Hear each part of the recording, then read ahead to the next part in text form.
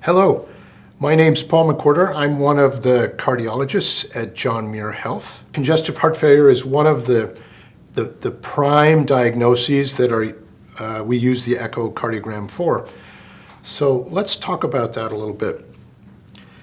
The echo has come a long ways since the very first echo 35 years ago, which was basically just a pencil line and you had to interpret the little blips and dots on that, to the echocardiogram of today, where we can do a solid three-dimensional reconstruction of almost any valve or structure in the heart moving in real time. Perhaps it's the most comprehensive examination in cardiology because we can give you hemodynamics, that is all the pressures around the heart, and we can give you sometimes things that happen more at the molecular level now. For instance, diastolic dysfunction and how the heart muscle is working on a beat-to-beat basis. And that is something that we call strain.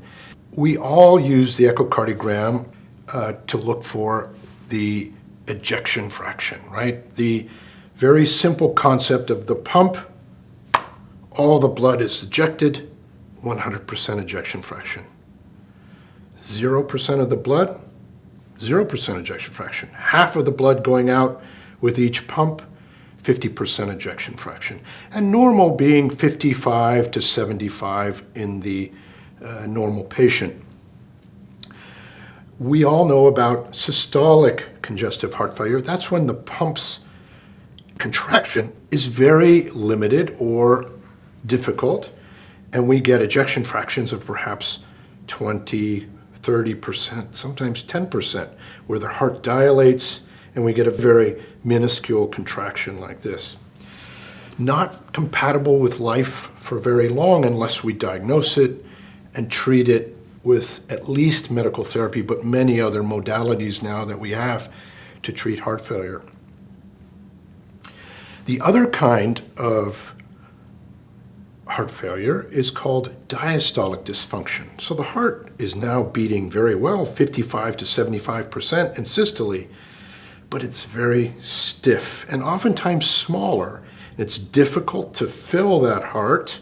It's difficult for the heart to accept blood. And that affects the overall output of the blood forward. Of course, you have to increase your heart rate to get more pumps to keep the cardiac output up. And we can see all of that on the echocardiogram and give you an indication of diastolic function now in the laboratories. I think in the old days, diastolic function was much more subjective and difficult, and we now have, through the American Society of Echocardiography, very strict criteria for measuring and reporting diastolic function so that we can give you a good idea about that. I told you about strain before.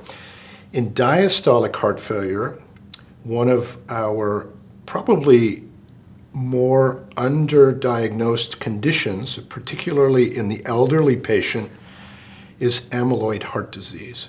And we can now give a very specific and sensitive reading of that using cardiac strain. And strain is the ability of the echo machine to keep track of a piece of heart muscle and how rapidly it's moving in space and time. So those are just some examples of using echocardiography for congestive heart failure. And we look forward to having you refer patients to the laboratory. Thank you very much for inviting me to speak.